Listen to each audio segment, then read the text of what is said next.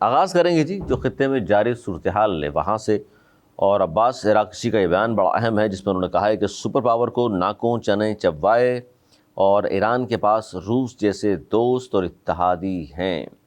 ساتھ ساتھ یہ بھی کہا انہوں نے کہ امریکہ سے مذاکرات میں پیش رفت ہوئی ہے، پاکستان کا کردار اہم رہا ہے۔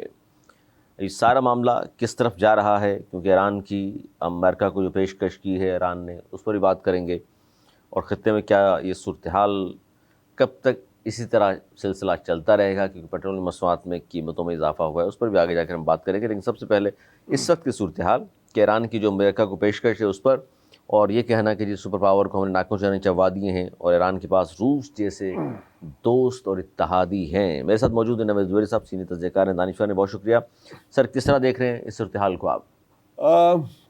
اس وقت جو صورتحال ہے علی، ڈیڈ لاک اس کو ہم کہتے ہیں بات چیت میں، ڈیڈ لاک آیا ہوا ہے۔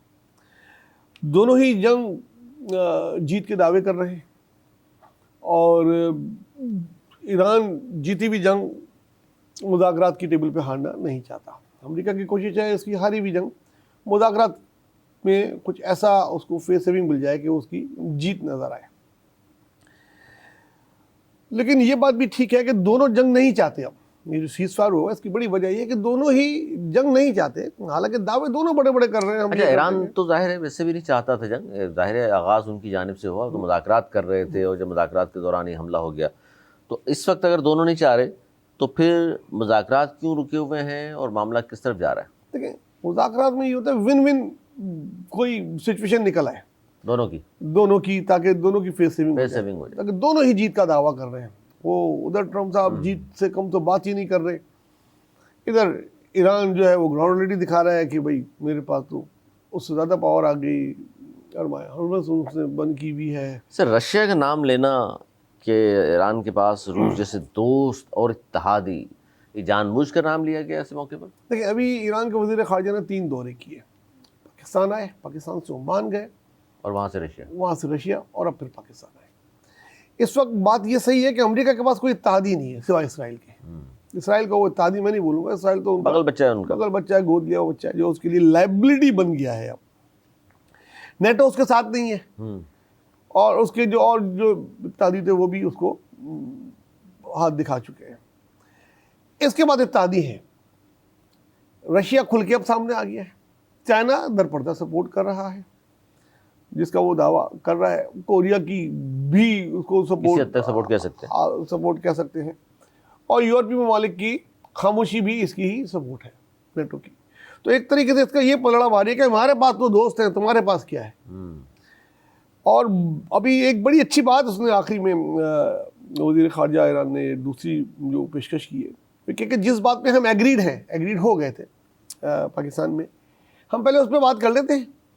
جو ڈسپیوٹڈ سب سے بڑا مسئلہ ہے آپ کا ہمارا، وہ ہے کہ نیوکلیر کی وہ جو ان کے حوالے کرنی، یورینیم یا نہیں کرنی ہے، یا وہ اس کو کم سے کم اس کی اجازت ہو، وہ اس کے بعد طے کر لیں گے۔ مگر ادھر ان کی یہ ہینڈرمی کہ وہ دکھانا چاہتے ہیں نہیں، سب سے پہلے ہم اس پہ بات کریں گے، باقی چیزوں پہ بات بعد میں ہوگی۔ یہاں پہ آج جو ڈیڈ لاک اس وقت جو ہے موجودہ صورتحال میں وہ آ گیا ہے۔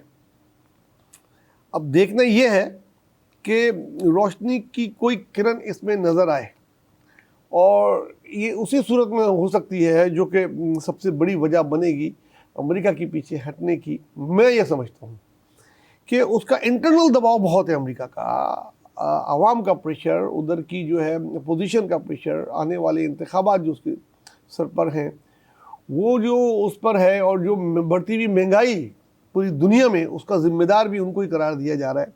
اس حیثیت سے مزید بچنے کے لیے وہ ہو سکتا ہے مذاکرات کی ٹیبل پہ دوبارہ آ جائے۔ وہ کہتا ہے میں ایک فون آوے ہیں، بات کرنی ہے مجھے، فون کر لیں، میں 18 گھنٹے کی اس پہ نہیں آؤں گا۔ ہاں اگر کبھی کوئی بات بنے گی تو آ جائیں گے، لیکن ابھی نہیں آ رہے۔ تو دیکھیں، ہو سکتا ہے آنے والے 24-36 گھنٹے میں کوئی ایسی چیز نکل آئے۔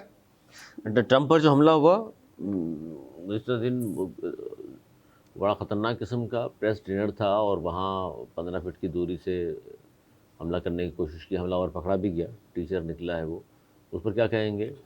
دیکھیں علی، سمجھ سے باہر ہے کہ وائٹ ہاؤس جیسی سیکیور جگہ پہ ان کے اس سے بھی سیکیور اس کنونشن ہال میں جہاں پورا ان کا میڈیا موجود تھا، وہاں ایک مسلح آدمی آ جاتا ہے اور وہ انشن فائر مار دیتا ہے، جس سے کوئی ہلاکت نہیں ہوتی اور وہ گرفتار ہو جاتا ہے. اس کو اب ذہنی مریض بولیں یا کچھ بھی کریں، جو بھی چیز ہے. تو سیکیورٹی آپ نے سمجھتے ہیں کہ کہاں security سپر کا- پاور کا صدر اور اس کی سیکیورٹی اتنی ہے کہ کوئی بھی آدمی آ جائے گا اسلحہ لے کر. بہت بڑا سیکورٹی لیپس ہے ادھر کا. لیکن اس کا ایک فائدہ ہوا ہے.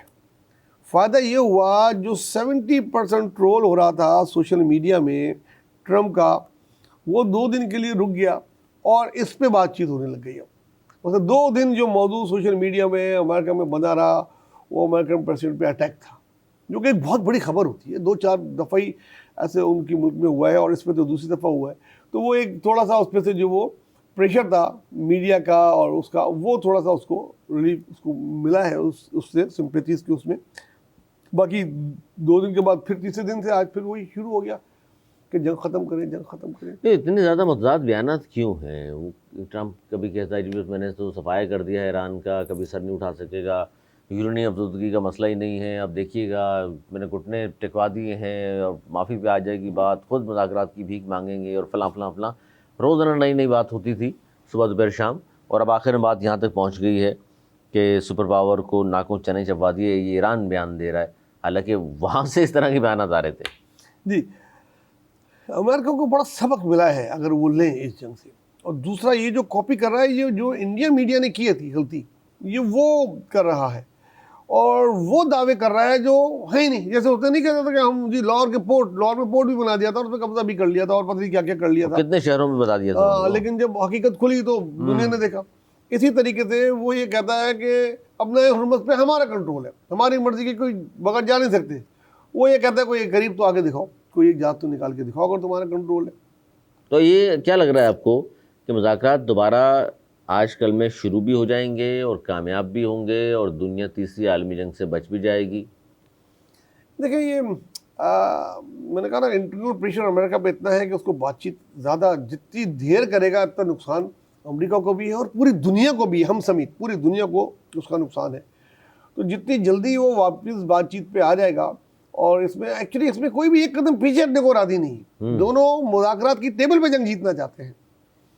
تو مشکل ٹاسک ہے، لیکن ہو سکتا ہے کہ کوئی ایسا پریشر انٹرنل اس پہ آ جائے کہ وہ بات چیت پہ دوبارہ آ جائے، اور اس کے لیے ان کو ہی ایک قدم پیچھے ہٹنا پڑے گا کہ وہ جو مشکل چیزیں ہیں وہ بعد میں کر لیں اور پہلی چیزیں پہلے کر لیں.